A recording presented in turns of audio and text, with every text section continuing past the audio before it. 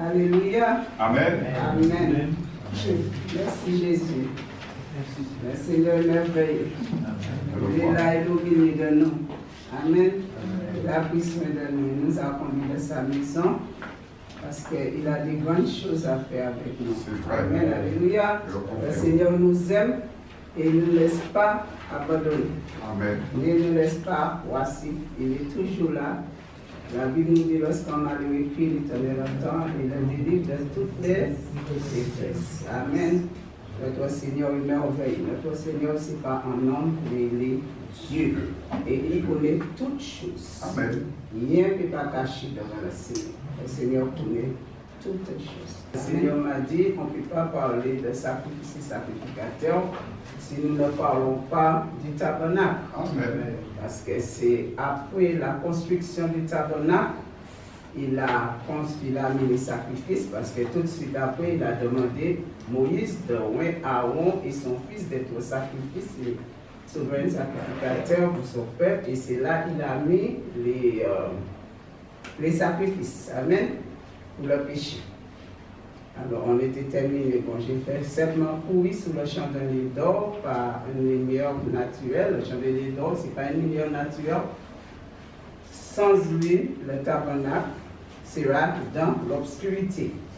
C'est une lumière pour illuminer le tabernacle. Et Jésus-Christ, c'est la lumière divine. Sans lui, on marche dans le ténèbre. Jean 8, 12, Jésus a dit que celui qui marche avec lui ne marchera pas dans le ténèbre. La plénitude de ses perfections illumine l'Église et conduit ses pas. Quand au sanctuaire céleste, la gloire de Dieu éclairée et l'agneau et son flambeau. On trouvait ça en Apocalypse 21, 22, 23.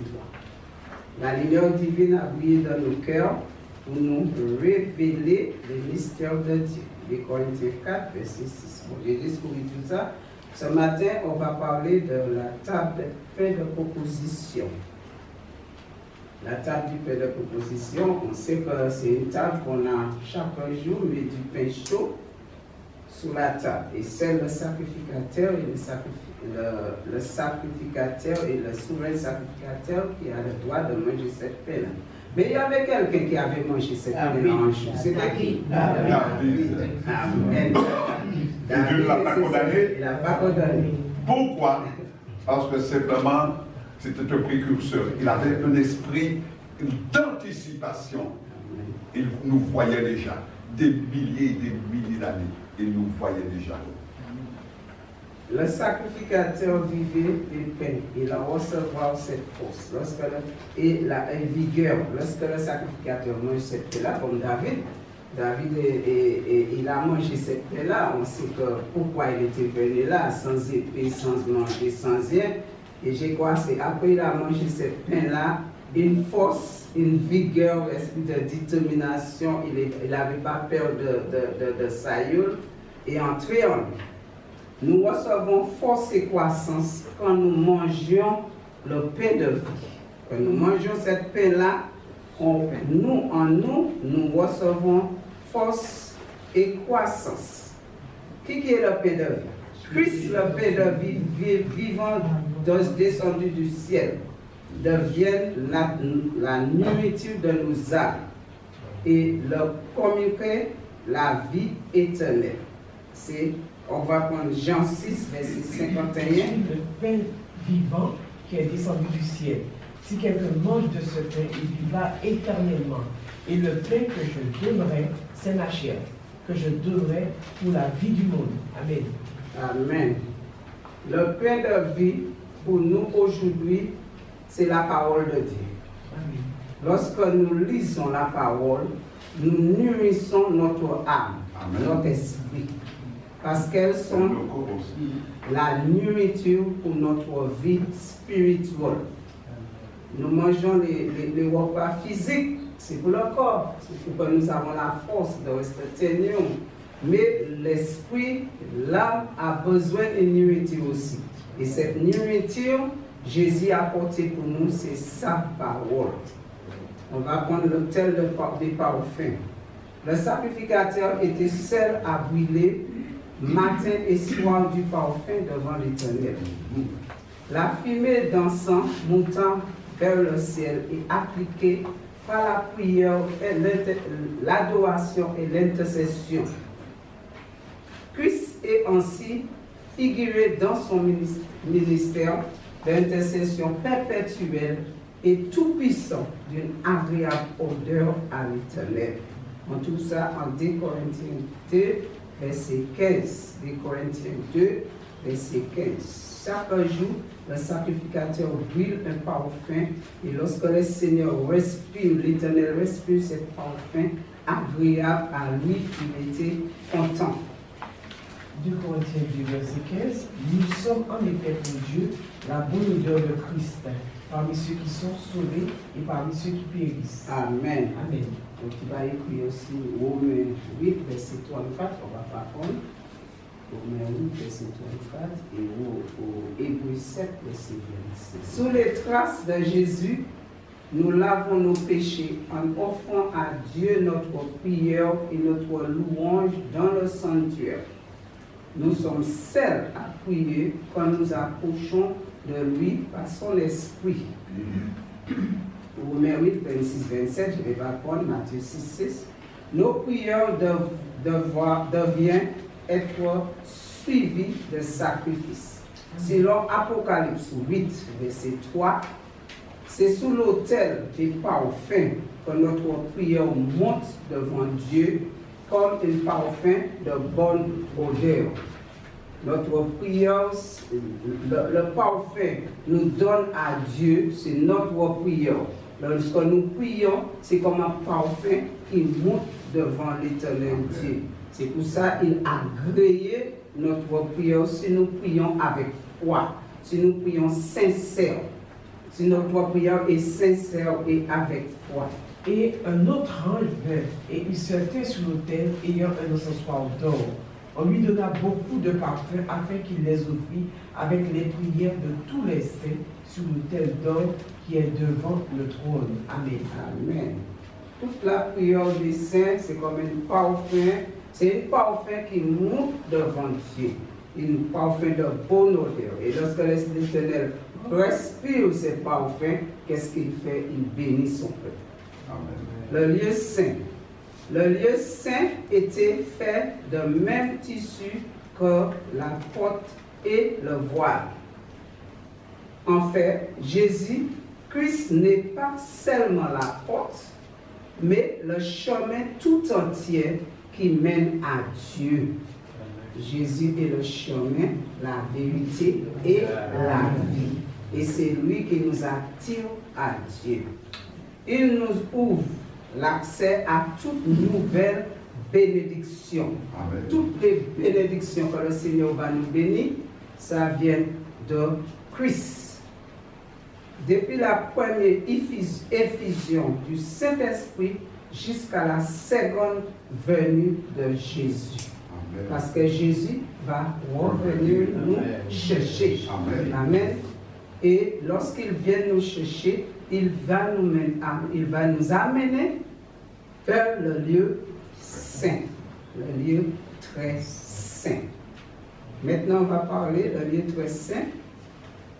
Le lieu très saint est notre maison spirituelle, Amen. fondée sous Christ le Rédempteur. Amen. Nous sommes les pierres vivantes qui se lèvent pour former l'habitation de Dieu en esprit.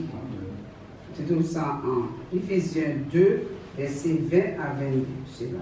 Vous avez été édifiés sur le fondement des apôtres et des prophètes, Jésus-Christ lui-même étant la pierre angulaire. En lui, tout l'édifice bien coordonné s'élève pour être un temple saint dans le Seigneur. En lui, vous êtes aussi édifiés pour être une habitation de Dieu dans l'Esprit. Amen. Nous sommes l'habitation de Dieu. Nous sommes la maison du Saint-Esprit. Nous sommes la maison de Dieu. Dieu a dit qu'il ne va pas habiter dans une maison faite d'âme d'homme, mais il habite dans le cœur de l'homme. Tu trouves presque la même parole en 1 Pierre 2, verset 4. Je vais lire, ça va aller plus vite. Approchez-vous de lui, pierre vivante, rejetée par les hommes, mais choisie et précieuse devant Dieu. versets 4 à 5.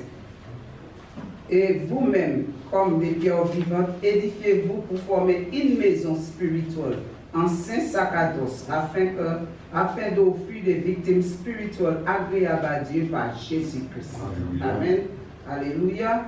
Lorsque Jésus expira sous la croix, le voile du temple se déchira en haut. Alléluia. Matthieu 27, verset 51.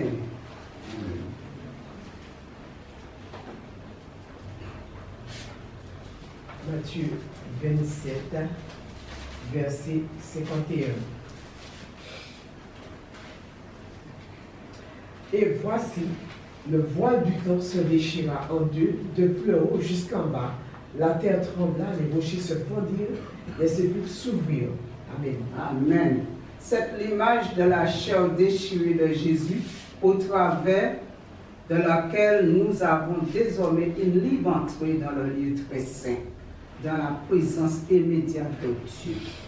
La voile était déchirée, la voile qui nous sépare entre Dieu et nous, cette voile-là était déchirée et l'Éternel Jésus a ouvert cette voile. Là, nous avons l'accès d'entrer dans cette voile, de présenter devant l'Éternel. Mais tu sais quoi, comme David a dit, il ne présente pas devant l'Éternel dans mes vides. Présenter devant l'Éternel avec quoi? Avec nos sacrifices. La prière. La prière. Et le Seigneur l'aime ça.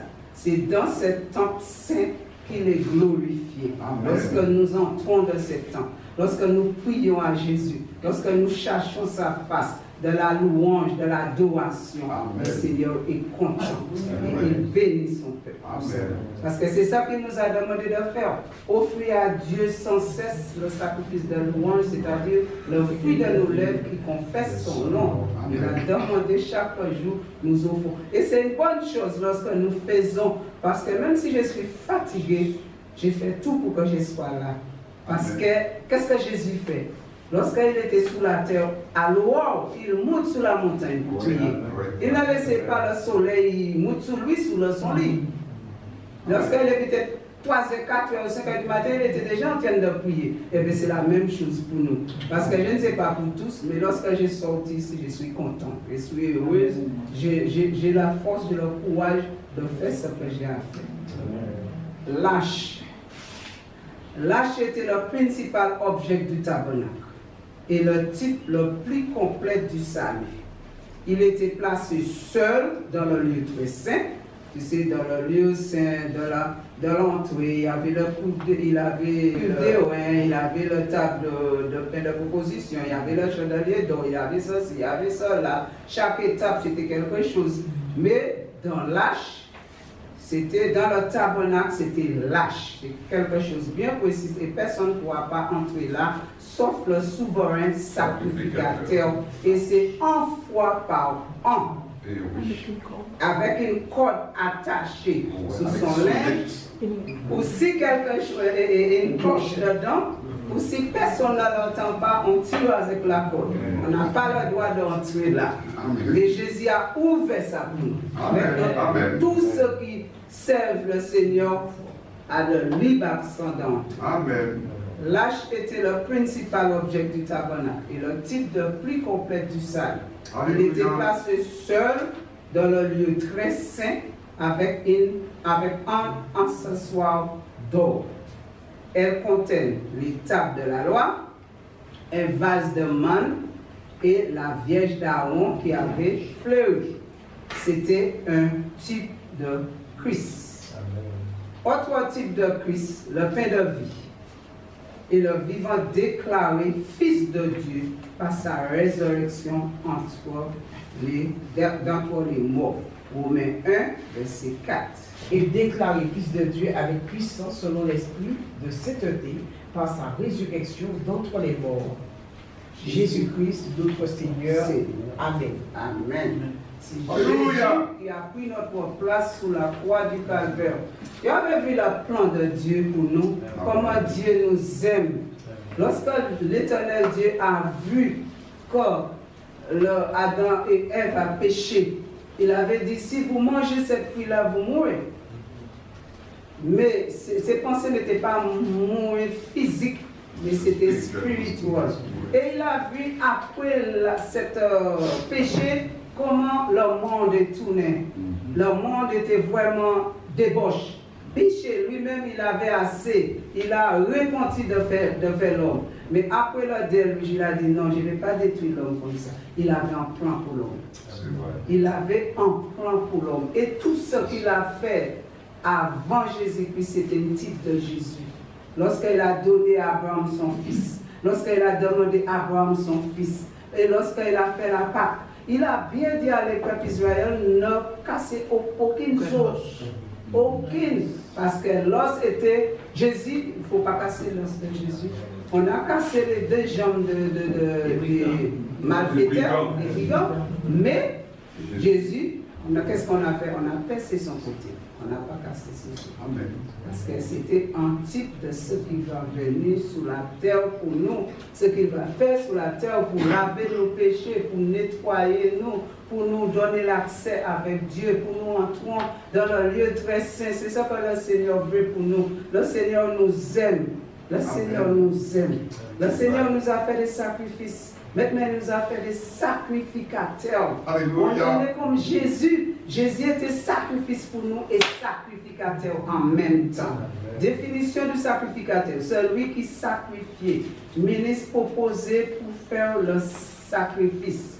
Et une personne entièrement consacrée au service de l'Éternel Dieu. Quelqu'un qui est sacrificateur, c'est quelqu'un qui est entièrement consacré au service de l'Éternel Dieu. Un sacrificateur, il servit le Seigneur dans le sanctuaire. Enseigner la loi au peuple. Consulter l'Éternel pour le peuple. Christ est la victime du sacrifice. Et selon l'Esprit, il est le sacrificateur. Jésus était le sacrifice. Mourir sous la croix pour nous. Et en même temps, il était le sacrificateur. Qui peut être sacrificateur? Qui peut être sacrificateur? Tout ce qui est consacré, qui marche selon la parole, qui vit en harmonie avec Dieu. Amen. Tout le monde peut être sacrificateur. Amen. Tout le monde peut être sacrificateur. C'est vrai. Nous sommes tous des sacrifices et des sacrificateurs. Mais il y a une manière de faire. Amen. Il faut être en harmonie avec Dieu. Tout enfant de Dieu a la vocation d'être sacrificateur pour son Père céleste. Depuis qu'on nous dit oui à l'Éternel, et nous sommes sincères, nous voulons marcher avec lui, nous sommes sacrificateurs. 1 Pierre 2, verset 9, je vais lire pour aller vite. Vous, au contraire, vous êtes une race élue, un sacerdoce royal, une nation sainte, un peuple acquis, afin que vous annonciez les vertus de celui qui vous appelait de ténèbres à son admirable lumière. On trouve encore en Exode 19, verset 6, qui dit « Vous serez pour moi un royaume de sacrificateurs et une nation sainte. Voilà les paroles que tu diras aux enfants d'Israël. » Depuis le peuple d'Israël, le Seigneur les avait choisis pour être sacrificateurs.